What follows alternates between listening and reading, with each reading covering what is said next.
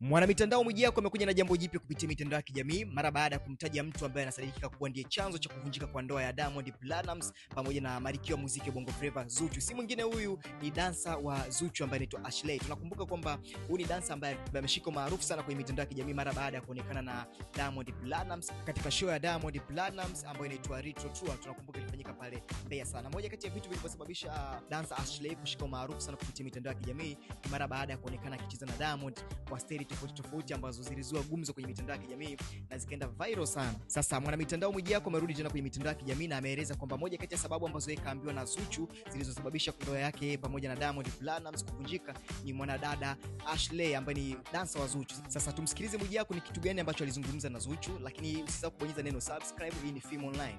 Mkeo kwa mfanyakazi wake, hebu imagine leo akikusamehe atamtazama vipi mfanyakazi wake?